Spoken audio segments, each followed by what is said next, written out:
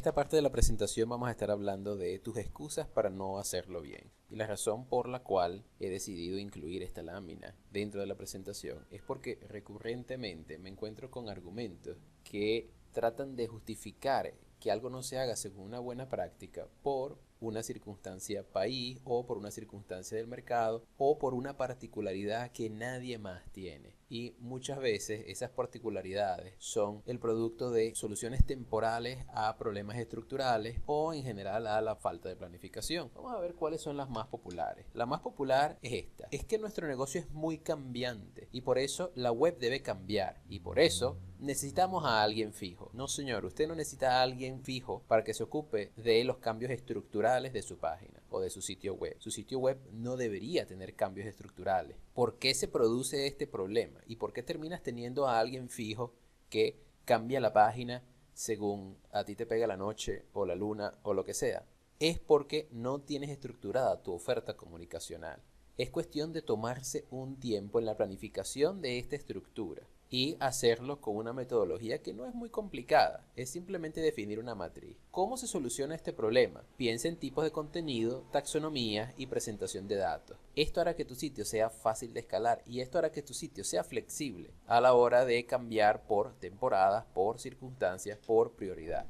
El sitio web de BBC, por ejemplo, lleva 3 años o más con la misma estructura y puede ser que lo cambien sobre la base anual o cada lustro, pero hay una estructura que está basada en taxonomías y tipos de contenido. Tú no tienes por qué saber esto, porque a lo mejor no te dedicas a la elaboración de sitios web, pero de la mano de tu consultor debes definir cuáles son estas taxonomías y estos tipos de contenido. El hecho de que tu web no tenga esta estructura puede ser en parte culpa del proveedor de servicios, que simplemente te pregunta a grandes rasgos cómo quieres tu web. Y si tú dices 3 o 4 disparates, él llevará esos 3 o 4 disparates a la web y cuando esos 3 o 4 disparates no funcionen dirán, tú lo quisiste así. Eso no es demasiado honesto y no es demasiado de buen profesional.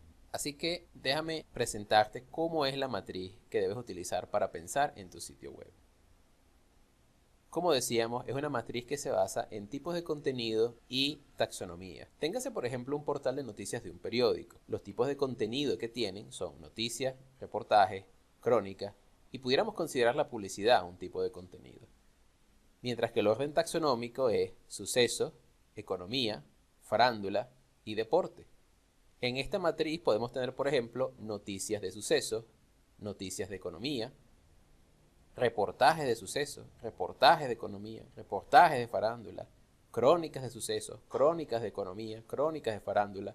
No quiere decir que tengas todos los tipos de contenido cruzados con todas las taxonomías. Por ejemplo, es poco probable que haya una crónica de economía, pero es bastante probable que haya una crónica de sucesos o de farándula o de deporte. Reportajes. Probablemente habrá pocos reportajes deportivos, pero seguramente habrá muchos reportajes de economía y de sucesos. Y las noticias, por supuesto, seguramente son un tipo de contenido que va a tener todos los órdenes taxonómicos. Y en la celda de contenido que estás viendo en esta matriz, tienes que agregar cuáles son los modos de presentación. Por ejemplo, en el cruce de noticias con sucesos, hemos agregado estos modos de presentación. Su propia página, es decir, hay una sección del periódico que es de noticias de sucesos. Una columna en el home. Esto quiere decir que las noticias de sucesos, además de tener su propia página, van a tener una columna en el home del periódico con las noticias de sucesos más relevantes o más recientes. Las páginas de home de los periódicos suelen ser un plato de degustación que está por jerarquía. Y esa jerarquía es en realidad el jugo, es donde estriba el éxito de un portal de noticias. ¿Qué hay que colocar en el home? Lo más relevante, lo más reciente, una combinación de ambos. El home tiene que ser flexible y eso puede ser con bloques que se encienden y se apagan. Y eso es lo que vamos a ver en el portal de bbc.com, que en mi opinión es el que está más preparado para asumir estos cambios jerárquicos con arreglo a la criticidad de la noticia o qué tan reciente es. También puedes tener una vista combinada de destacados, es decir, las noticias de sucesos pueden presentarse en una vista que también tenga noticias de otros órdenes taxonómicos como economía y farándula. Y la presentación gráfica de esa vista puede ser, por ejemplo, una galería, puede ser, por ejemplo, un carrusel, puede ser, por ejemplo, un slider. Puedes tener un carrusel gráfico con las noticias de sucesos. En fin, hay muchas maneras de presentarlo. Lo mismo aplica con reportajes. Si tienes reportajes de economía, a lo mejor la manera de presentar esto es una vista de reportajes en el home. Nuevamente esta vista será de reportajes combinados, dependiendo de cuál sea el foco del periódico. Si estamos hablando de The Economist, probablemente haya un bloque de reportajes de economía solamente. Pero si estás hablando de un periódico generalista, probablemente habrá una vista con todos los reportajes más recientes del periódico. Puedes tener una página o una sección que tenga un listado de reportajes. Y a lo mejor esto no está en un primer nivel de navegación, porque no todo el mundo está pendiente de leer reportajes. Probablemente hay alguna gente que le gusta leer reportajes y le gusta leer reportajes del género que sea. Entonces probablemente va expresamente a buscar el listado de reportajes. Y a lo mejor en la manera de presentar esa data, te decantas por presentar solamente un extracto del reportaje. Y ese extracto puede constar de el título, una imagen representativa, un extracto del cuerpo del reportaje, etc. Y un bloque en la página de economía. Puede ser que en el home tengas un bloque que tenga todos los reportajes y en la economía tienes un bloque que tiene solamente los reportajes de economía. Así funcionan todos los sitios, no solamente los de periódicos, pero más representativamente los de periódicos. Estamos en el portal de la BBC y aquí tenemos una vista. Esto es una vista y esta vista muestra las noticias más recientes, seguramente con un criterio de destacados, de 4 secciones distintas: Europa, Asia, capital y viaje. Entonces, muy probablemente hay una noticia que habla de el mensaje que envió Corea del Norte a Donald Trump. Esa noticia tiene varias taxonomías anidadas. Por ejemplo, de qué parte del mundo es la noticia o de qué fuente es la noticia. Pero también probablemente tendrá un campo booleano de sí o no de destacado. Y esto probablemente es una vista que muestra aquellas noticias que tienen marcada esa casilla de destacado y que corresponden a secciones que en ese momento también son destacadas. Y siempre serán 4. Entonces hoy estamos viendo la de Europa, la de Asia, la de viajes y la de capital. Pero el día de mañana puede ser Estados Unidos y Canadá, que tengo la certeza de que es otra de las taxonomías o de los órdenes taxonómicos de regiones del mundo o fuentes. Entonces, si tú en el panel administrativo de este sitio web, estoy adivinando, pues no trabajo en la BBC, pero si tú vas a ese panel administrativo y tú marcas como representativo o como importante o como destacado la sección de Estados Unidos y de Canadá, y luego marcas una de esas noticias como destacada, entonces aparecerá en este bloque en lugar de alguna otra, por ejemplo Travel o Capital. Y así es como funciona. Aquí tienes otro bloque que es de noticias, Parlamento, América Latina y el Caribe, África. Aquí abajo tienes deporte. En Inglaterra es especialmente importante el ámbito de los deportes. Y aquí tienes el deporte en general, fútbol, que es el deporte principal, y fútbol europeo. El tiempo en Londres, y aquí tienes una suerte de reportaje gráfico. Y hay un tipo de contenido seguramente que es reportaje gráfico. Nosotros lo hemos apuntado en nuestro PowerPoint, que dice un carrusel gráfico. En este caso un carrusel gráfico de sucesos, pero puede ser un carrusel gráfico combinado. O a lo mejor no tiene un orden taxonómico, simplemente ese carrusel gráfico muestra los reportajes gráficos más recientes. Y así vamos. Esta, por ejemplo, dice Editor Speak. Entonces, muy probablemente aquí veremos aquellas noticias que han sido marcadas como Editor Speak en una casilla. Y eso aplica también a estas que a lo mejor tienen una jerarquía menor que la destacada. Y aquí, por ejemplo, tenemos una vista que muestra solamente los títulos. Las vistas también pueden ser configuradas en cuanto a la morfología de esta. Esta, por ejemplo, muestra una imagen grande con el título encima de la imagen y una suerte de intertítulo también encima de la imagen. Aquí tenemos la noticia, a continuación tenemos el título y luego un extracto del texto o quizás un sumario, quizás hay un campo de sumario. Aquí esto es otra vista, pero solamente muestra la jerarquía de la noticia y el titular. Entonces esta es una demostración muy clara y muy obvia de cómo funciona el sistema de matrices a la hora de elaborar una web. Pero no solamente aplica para los portales de noticias. Independientemente de cuán grande o cuán chico es tu negocio, esta es la única forma de garantizar que la web va a tener una estructura que va a soportar todos los contenidos y todos los cambios que quieras hacer a lo largo de periodos largos de 1, 2, 3 años. Si no haces esto y cometes el error de decir es que lo que yo quiero es mucho más sencillo, entonces probablemente piensas en páginas estáticas. Yo quiero una sección de home, quiero una sección de tal cosa, quiero una sección de tal otra. Si piensas de esa forma, enseguida te vas a ver en la necesidad de cambiar la estructura de tu sitio, con arreglo a el evento que surgió por aquí o por allá, en el que tengo que participar, entonces la web tiene que reflejar eso. O ahora tenemos X condición que tiene que ser comunicada. Bueno, si tú haces una matriz como esta, estoy seguro de que toda la casuística que se te puede presentar va a estar soportada por esta matriz. De manera que no tengas que hacer cambios intempestivos estructurales. La moraleja de esto es lo que decíamos al principio. No necesitas tener a alguien fijo trabajando en la estructura de tu web, si tu negocio no es de la web. Si te dedicas al negocio inmobiliario, a la venta de productos, a la venta de cursos, o no te dedicas a la venta, simplemente eres un blog informativo u opinático, no hace falta que tengas a alguien al lado ocupándose de la estructura. Pero sí hace falta que tengas a alguien ocupándose de los contenidos. Es decir, la estructura déjala en manos de tu proveedor de servicios web externo. Los contenidos déjalo en manos del responsable que corresponda. Si tienen que ver con ventas, que se encargue el personal de ventas. Si tiene que ver con soporte, que se encargue el personal de soporte. Si tiene que ver con noticias, que se encarguen los editores y los redactores de las noticias. Ese es el único modelo que funciona. Ese es el modelo que vas a ver en los sitios web que son first in class. bbc.com es un first in class del mundo de las noticias. Amazon es un first in class del mundo de las ventas de productos. The Realtor es un first in class de la compra, venta y alquiler de inmuebles. Y así sucesivamente.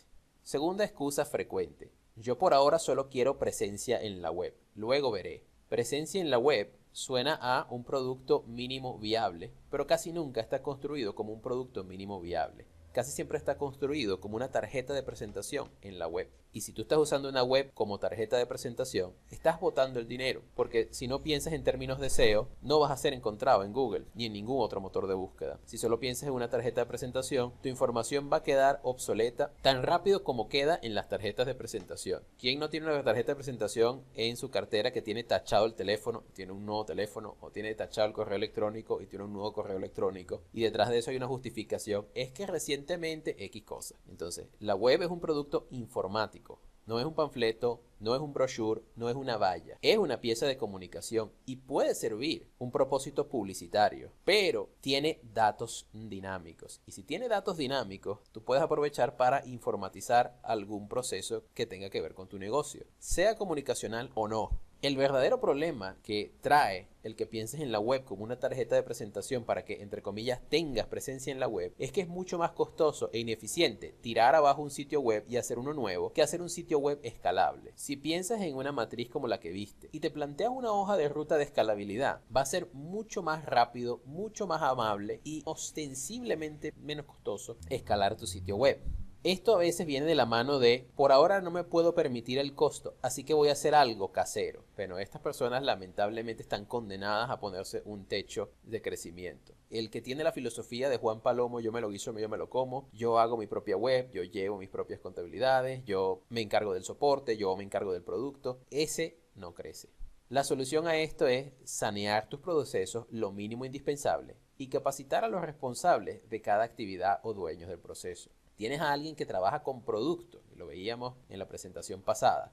Entonces, utiliza la web para optimizar esa venta de productos. Capacita a alguien en el manejo de productos, de órdenes de compra, de kits de productos, de cupones de descuento, de lo que sea que forme parte de tu proceso de venta, del manejo de inventario, de la definición de umbrales de reposición, esto dentro del manejo de inventario, etcétera, etcétera, etcétera. La web te puede ayudar a esto. Si esto ya está ocurriendo offline, ¿por qué no haces que, al menos la parte que tiene que ver con, la parte del proceso que tiene que ver con tu público, por qué no lo haces en la tienda? Es razonable que tú digas porque no estoy preparado para eso. Vale más la pena invertir tiempo en prepararte para eso que no hacerlo y tener una web que puede servir para eso haciendo las veces de tarjeta de presentación. Si tienes a alguien que ofrece soporte o recibe cotizaciones, por ejemplo, capacítalo para eso. Si eso ya está ocurriendo en tu empresa, ¿por qué no aprovechas el sitio web para esa parte del proceso que tiene que ver con tu público?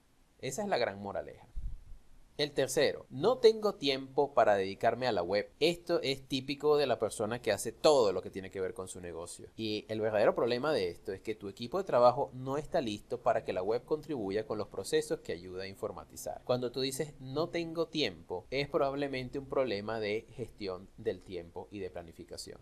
Porque si este señor ya se está dedicando a gestionar la parte comercial del negocio y la herramienta que está utilizando es una herramienta interna, es un sistema interno que lleva las facturas, las órdenes de compra y el inventario, pero eso no está integrado con la tienda. Estás aprovechando la mitad de la capacidad de este señor, o menos del 100% en todo caso, la décima parte del potencial de tu sitio web Y eso, por supuesto, es un problema que se traduce en no tengo tiempo para dedicarme a la web.